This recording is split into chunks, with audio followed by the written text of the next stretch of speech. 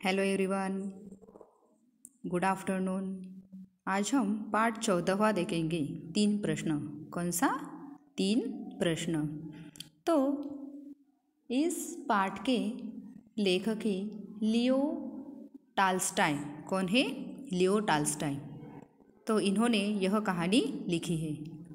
इस पाठ में हमें लेखक ने यह बताया है कि बच्चों को परोपकारी बनने और वर्तमान के महत्व यानी वर्तमान समय को महत्व देना चाहिए, इसे समझाने का प्रयास किया है।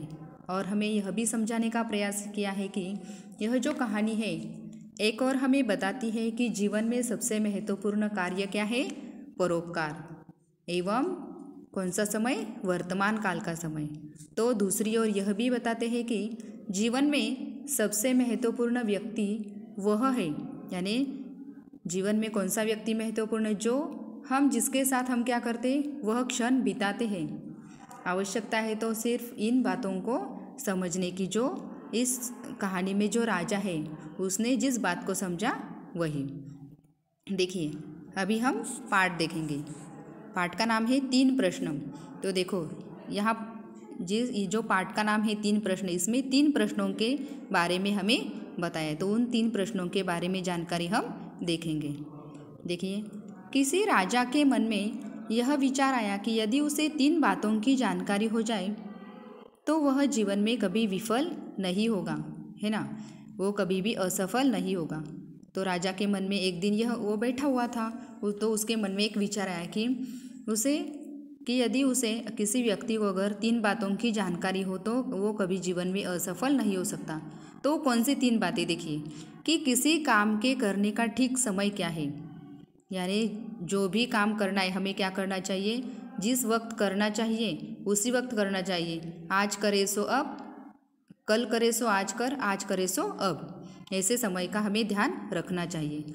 उसके बाद दूसरा प्रश्न था कि किस व्यक्ति पर विशेष ध्यान देना चाहिए, है ना?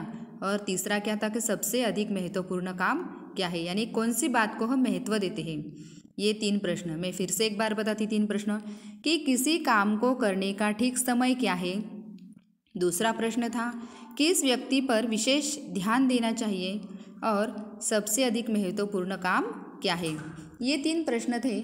और उसके बाद राजा ने अपने राज्य में ढिंढोरा पिटवा दिया कि जो कोई यह बात बता सके कि किस काम के आरंभ करने का समय क्या है। तो 3 प्रश्न थे जो मैंने बताए थे आपको कि किसी काम करने का ठीक समय क्या है, किस व्यक्ति पर विशेष ध्यान देना चाहिए, और सबसे अधिक महत्वपूर्ण काम क्या है। इसलिए फिर राजा ने अपने राज्य में ढिंढोरा पिटवा दिया कि जो कोई व्यक्ति है वो किसी काम करने का आरंभ समय क्या है, सलाह देने के लिए सही व्यक्ति कौन हो सकता है, तथा किस काम को सर्वप्रथम समझा जा सकता है। जो इस बारे में उत्तर दे सकता है उसे भारी पुरस्कार राजा देगा। यह इस बात का ढिंढोरा राजा ने पूरे राज्य में पिटवा दिया। तो फिर राजा के दरबार में एक से एक बुद्धिमान आई, इन तीनों प्रश्नों का ढिंढोरा पिटवा दिया। फिर राजा ने अपने जो पूरे राज्य में लोग क्या करने लगे, इस प्रश्नों के उत्तर देने के लिए एक से एक बुद्धिमान उनके दरबार में आने लगे। सबने राजा की बातों का उत्तर अपनी अपनी बुद्धि के अनुसार दिया। तो राजा को किसी की भी बात का जवाब अच्छा नहीं लगा, तो उन्होंने किसी को भी पुरस्कार देना ठीक नहीं समझा। तो फिर एक जो साधु था, जो प्रसिद्ध और बुद्धिमान भी था, राजा ने उन्हीं के पास जाने का निश्चय किया, क्योंकि राज्य में ढिंढोरा पिटवाने के बाद जो भी बुद्धिमान आता था वो क्या करता था? अपनी बुद्धि के अनुसार उत्तर देता था। मगर जो भी लोग आते, मगर किसी को भी राजा को किसी का भी उत्तर योग्य नहीं लगा। इसलिए वो खुद किसके पास गया? एक साधु के पास गया। तो वो साधु के साथ बहुत ही प्रसिद्ध था और बुद्धिमान था। फिर राजा ने यह निश्चय किया। साधु एक जंगल में कुटिया बनाकर रहते थे। तो वो जो साधु के पास जाना चाहते थे राजा, तो साधु कहाँ पर रहते थे? एक कुटिया में रहते थे। वे अपनी कुटिया छोड़कर कहीं नहीं जाते थे, यानी राजा उसको अपने दरबार में भी बुला सकता था ना, मगर ये जो साधु था वो अपनी कुटिया को छोड़कर कहीं भी नहीं जाता था।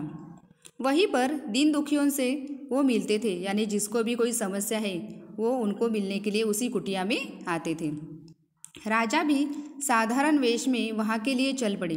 राजा ने क्या किया, अपना जो राजा का जो पहराव था उस पहराव को क्या किया, उतार कर सामान्य लोगों जैसा पहराव किया, यानी साधारण वेश में वो उस साधु के कुटिया में चले गए। कुटिया पहुंचने से पहले ही वे घोड़े से उतर गए थे, यानी वहां जाने तक वो अपने अंगरक्षकों के साथ कहाँ पर गया था, कुटिया के उस जंगल में वहां तक गया। और कुटिया से पहुंचने के वो पहले ही क्या हो गया, उस घोड़े से उतर गया और अपने जो घोड़े और अंगरक्षक थे उन्हें वापस भेज दिया और अकेले ही उस कुटिया में चलने के लिए जा पड़े। फिर साधु कुटिया के सामने खेत कोड़ रहे थे। खेत कोड़ना यानी खेत को क्या करने का, उस साफ करने का काम कर रहा था। राजा के पहुंचने पर उन्होंने उनका अभिवादन किया, है ना, यानी उनका स्वागत किया, किंतु खेत कोड़ना जारी रखा। यानी अपने यहाँ पर कोई राजा है ऐसा उसे कुछ लग रहा था क्या, क्योंकि नहीं, वो कैसे वेश में था राजा, सामान्य लोगों के जैसे उसने पहराव किया था। उसने आने के बाद उनका स्वागत किया उस राजा का, फिर अपना जो काम था खेत कोड़ने का वह काम उसने जारी रखा। साधु बूढ़े हो गए थे, क्योंकि वो कैसे थे, बहुत ही बूढ़े थे, साथ ही दुबले और कमज़ोर थे, क्योंकि अपना जो पालन पोषण था वो अपने हाथों से क्या करते थे, अपना खेत कोड़कर और जंगलों से फल वगैरह तोड़कर अपनी रोज़ का गुजारा करते थे। अतः कुदाल चलाते हुए हर बार वे हांफने लगते थे, क्योंकि वो बहुत बूढ़े थे ना, इसलिए वो कुदाल चलाते क्या हो गए थे, हांफने लगते थे। फिर महाराज, मैं आपसे अपने 3 प्रश्नों का उत्तर पाने के लिए आया हूँ। फिर राजा ने उस साधु से कहा कि मैं आपके पास क्यों आया हूँ, कि मुझे मेरे 3 प्रश्नों के उत्तर आपसे चाहिए। तो राजा ने तीनों प्रश्न साधु के सामने दोहरा दिए। फिर वो जो 3 प्रश्न थे वो साधु को बता दिए। साधु ने राजा की बात सुनी किंतु उत्तर न दिया। उस साधु ने राजा के वो 3 प्रश्न सुने, मगर उसी वक्त उन प्रश्नों का उत्तर नहीं दिया। वे अपने काम में लगे रहे, यानी वो खेत कोड़ने का काम कर रहे थे ना, वही काम उन्होंने जारी रखा, मगर वो 3 प्रश्न उस साधु ने सुने थे। राजा साधु से बोले, आप काफ़ी थक गए हैं, कुदाल मुझे दीजिए और आप ज़रा विश्राम कर लीजिए। क्योंकि वो कैसे थे, बहुत ही बूढ़े थे और खेत कोड़ते कोड़ते उनको क्या लगे थी, वो हांफने लगते थे, इसलिए राजा को उन पर तरस आ गया। और राजा ने क्या साधु से क्या कहा कि आप काफ़ी थक गए हैं और कुदाल क्या करिए, मुझे दीजिए, मैं फिर आप यहाँ पर थोड़ा सा आराम कर लीजिए।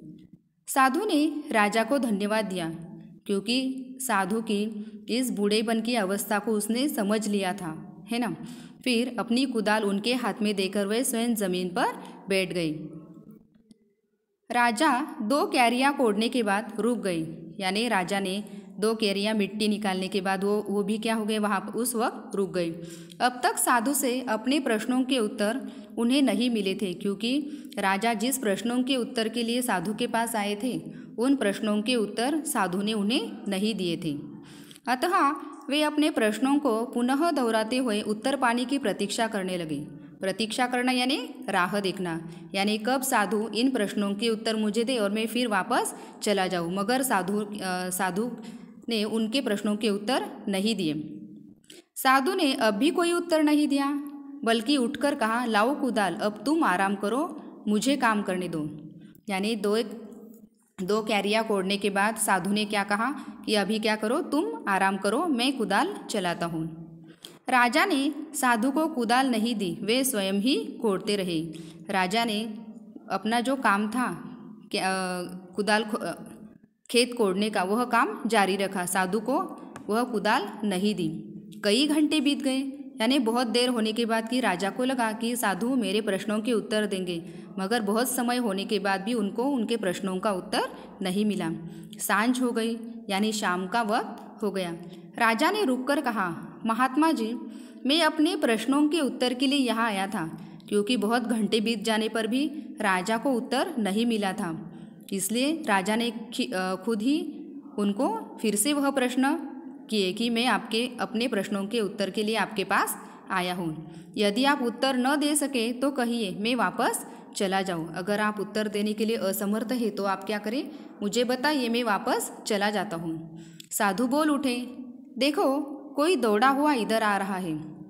उसी वक्त क्या हुआ कि साधु की ओर कोई आदमी क्या कर रहे थे, उसी ओर दौड़कर आ रहे थे। राजा ने मुड़कर देखा, एक दाढ़ी वाला आदमी अपने पेट पर हाथ रखे अपनी ओर तेजी से बढ़ता आ रहा था। जब राजा ने मुड़कर देखा तो एक जो आदमी था यानी एक व्यक्ति था, वो अपनी पेट पर हाथ रखकर तेजी से यानी जोरों से दौड़ता हुआ क्या कर रहा था, उनकी ओर आ रहा था। उसके पेट में खून की धार निकल रही थी। क्यों उसके पेट पर हाथ रखा था उसने? क्योंकि उसके पेट से क्या निकल रहा था, खून निकल रहा था। राजा के निकट पहुँचते पहुँचते वह अचेत होकर भूमि पर गिर पड़ा। यानी जब वो राजा के पास पहुँचता तब वो क्या हो गया, वो मूर्छित होकर वहाँ पर उस ज़मीन पर गिर पड़ा, क्योंकि उसका बहुत खून बहा था। राजा और साधु दोनों ने मिलकर उसके कपड़े हटाए तो देखा कि वह बुरी तरह घायल है, क्योंकि उसका बहुत खून बहा था। राजा ने उस घायल व्यक्ति की सेवा शुश्रूषा की। सेवा शुश्रूषा ने क्या, बीमार व्यक्ति की सेवा, यानी जो वह व्यक्ति था उनके पास दौड़कर आ रहा था, उस व्यक्ति के पेट से बहुत खून निकल रहा था। फिर वो क्या हो गया था, मूर्छित हो गया था, घायल हो गया था। उसने क्या किया, राजा ने उसकी सेवा की और अपनी रुमाल से उसका जख्म ढक दिया। घायल व्यक्ति धीरे धीरे होश में आने लगा। यानी जो व्यक्ति वहाँ पर घायल और मूर्छित होकर पड़ा था, उनकी सेवा करने के बाद, वो उसका जख्म ढक देने के बाद वो होश में आ गया। फिर उस व्यक्ति ने राजा से पानी मांगा। राजा ने तुरंत उसे स्वच्छ जल पिलाया। वो होश में आने के बाद उसे पानी पिलाया गया। तब तक रात हो चुकी थी, ठंडी हवा चल रही थी। राजा साधु की सहायता से उस घायल को कुटिया में ले गई और लेटते ही थके होने के कारण तुरंत सो गया। और वह जो आदमी था वो घायल होने के कारण शाम का वक्त होने के बाद साधु की सहायता से उस घायल व्यक्ति को राजा ने उस कुटिया में ले गए और लेटते ही थके होने के कारण वह आदमी सो गया। सुबह नींद खुली तो उस व्यक्ति ने राजा से कहा, क्या कहा देखिए, राजन आप मुझे क्षमा कीजिए। राजा बोले, क्षमा कैसी? तो उस व्यक्ति ने राजा से क्षमा मांगी। तो अभी उस घायल व्यक्ति की इतनी सेवा करने के बाद उस व्यक्ति ने राजा से क्षमा क्यों मांगी होंगी? तो देखिए अभी हम देखते हैं। तो मैं तुम्हें जानता भी नहीं, वह व्यक्ति बोला।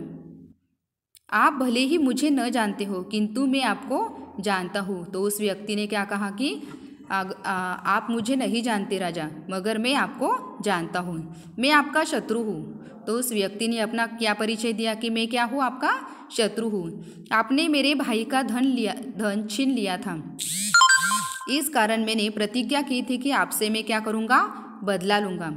और इसी बदले के कारण वो वहाँ पर दौड़े हुए आ रहा था। जब मुझे पता चला कि आप अकेले साधु से मिलने गए हैं तो मैंने निश्चय कर लिया कि आज लौटते समय आपको जान से मार डालूँगा। तो उस व्यक्ति ने वो पूरी बात बताई, क्योंकि उसने इतनी उसकी सेवा की थी कि उसने जो सच बात थी उस राजा को बता दी। कौन सी बात की? मैं कौन हूँ, आपका शत्रु हूँ। और मैं आपका शत्रु क्यों था? क्योंकि आपने मेरे भाई का धन छीन लिया था। उसी वक्त मैंने एक प्रतिज्ञा ली थी कि मैं क्या करूँगा, आपसे बदला लूँगा। जब मुझे पता चला कि आप अकेले साधु से मिलने गए तो मैंने निश्चय कर लिया कि अगर आप शाम के समय जब लौटेंगे तब मैं क्या करूँगा, आपको मार डालूँगा। इसी कारण मैं जंगल में छिपा था और आपके जो सिपाही थे उन्होंने मुझे वहाँ पर देख लिया जंगल में, और मुझे वहाँ देखकर पहचान लिया कि मैं आपके सिपाहियों ने मुझे वहाँ देखकर पहचान लिया और वहाँ गोली मार दी। और मैं दौड़ा इसी तरफ आ रहा था कि आपने मुझे देख लिया, और आप यदि मेरी मरहम पट्टी न करते तो मैं वहाँ पर ही दम तोड़ देता। मैं आपके प्राण लेना चाहता था, मगर आपने क्या किए हैं, मेरे प्राण बचाए हैं। अब मैं क्या करूँगा, आजीवन आपकी क्या करूँगा, सेवा करूँगा। आप क्या करिए, मुझे क्षमा कीजिए, क्योंकि सच बात बोलने पर कोई भी किसी को क्या करता है, माफ़ कर देता है। राजा अपने शत्रु से इस प्रकार की बातें सुनकर बड़े प्रसन्न हुए। तो शत्रु ने अपनी बात की माफ़ी मांगकर जो सच बात थी वो राजा के सामने रखने के बाद राजा को क्या हो गई, बहुत प्रसन्नता हो गई। उन्होंने वचन दिया कि वे राजवैद्य से उसकी चिकित्सा कराएंगे। यानी हमारे राज दरबार में जो राजवैद्य हैं उनके द्वारा मैं क्या करूँगा, तुम्हारी चिकित्सा यानी तुम्हारा इलाज करूँगा। और उसके भाई की जो सारी संपत्ति मैंने ली है मैं उसे वापस कर दूँगा। यह यानी उस व्यक्ति को वह बात बता दी।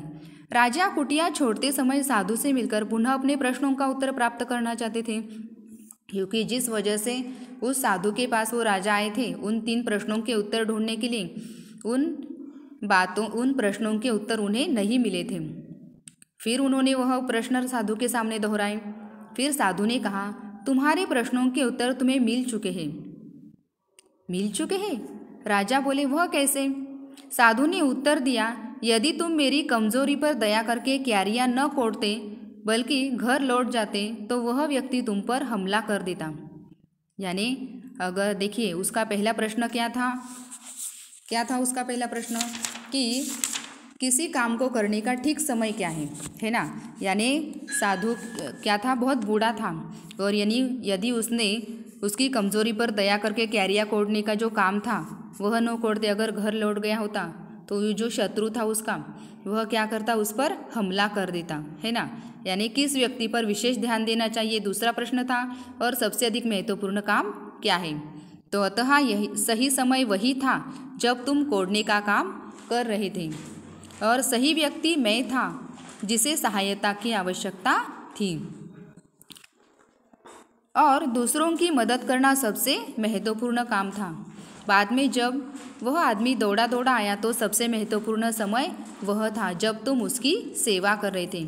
यदि तुम उसकी सेवा न करते तो वो वहीं पर मर जाता। अतः सबसे महत्वपूर्ण व्यक्ति वह था। तुमने उसके लिए जो कुछ किया वही महत्वपूर्ण कार्य था। देखिए उस राजा को, साधु को अपने प्रश्नों के उत्तर मिल चुके थे।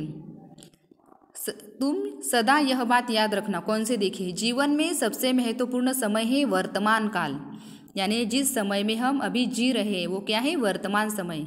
आने वाले समय या बीते समय पर बल्कि वर्तमान समय पर ही क्या है, हमारा अधिकार है। जो भविष्य में है उसके बारे में सोचकर हम वर्तमान समय को क्या करते, गवा देते। भविष्य में क्या होगा यह हमें पता होता है क्या? नहीं। और भूतकाल में जो हुआ उसकी बात कर सोच कर हमें कुछ फ़ायदा है क्या? नहीं। यानी जो वर्तमान समय है उस पर ही हमारा अधिकार होता है। जीवन में सबसे महत्वपूर्ण व्यक्ति वह है जिसके साथ तुम उस क्षण हो, कौन जाने वह फिर कभी मिल पाएगा या नहीं, है ना। यानी जीवन में सबसे महत्वपूर्ण कार्य कौन सा है? परोपकार, है ना। ये जो 3 प्रश्न थे बहुत ही महत्वपूर्ण है। ये 3 प्रश्नों के उत्तर साधु ने राजा को बता दिए थे। किसके द्वारा? उसके खुद के कार्यों द्वारा उसे उन प्रश्नों के उत्तर मिल गए थे। ये पाठ अच्छे से समझ लीजिए। Thank you very much.